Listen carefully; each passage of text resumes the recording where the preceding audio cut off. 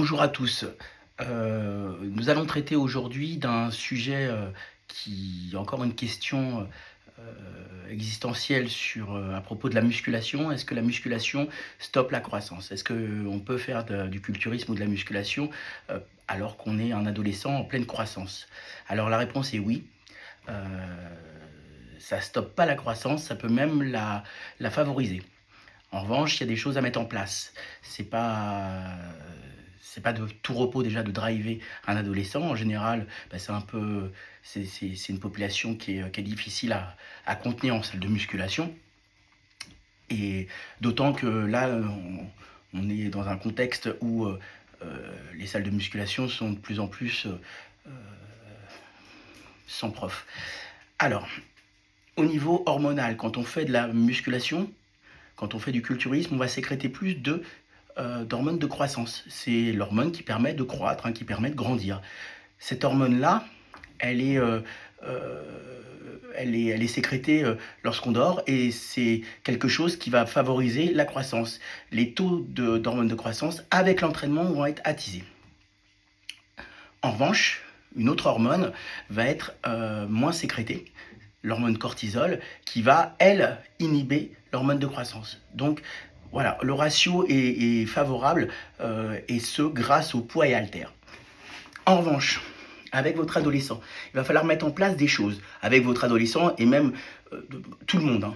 À la fin d'une séance de musculation, il faudra faire des suspensions, les jambes relevées. C'est important parce que ça va permettre de détendre le squelette. Le squelette, il est composé de 206 os et au milieu, on a la colonne vertébrale. Euh, Entre chaque vertèbre, on a des petits coussinets hydrauliques. Ces petits coussinets hydrauliques, c'est des amortisseurs.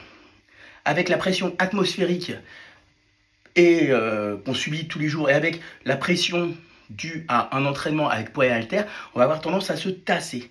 Et donc, à la fin d'une séance, il va falloir se détasser.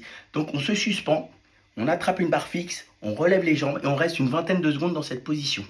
On va aligner toutes les vertèbres et toutes les vertèbres vont pouvoir se détendre, musculairement parlant, et puis les disques intervertébraux vont récupérer leur hydrophilie. Les disques intervertébraux, c'est ni plus ni moins que des petits coussinets hydrauliques, un noyau pulpeux, 80% d'eau, des anneaux fibreux autour comme un oignon, 70% d'eau. Donc c'est très très très hydrique.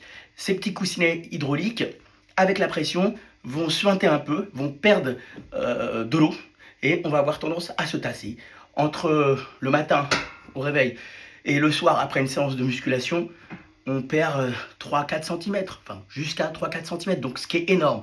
Donc votre adolescent, il devra se suspendre pour avoir un gain encore au niveau de sa croissance. Il pourra aussi mettre en place du stretching, des étirements. Ça peut être très intéressant de façon à étirer un petit peu tous les muscles et puis aussi les articulations. Voilà, donc pas de crainte, un adolescent peut faire de la musculation, il faut simplement mettre 2-3 choses en place et le driver au maximum. Voilà, j'espère que cette vidéo vous aura plu et puis qu'elle répond à une question qui est importante, parce que c'est encore quelque chose qui est pas très connu et qui est souvent mal interprété. Bonne journée à tous, n'oubliez pas d'actionner la cloche, de mettre un j'aime et puis bien sûr de partager cette vidéo. Au revoir.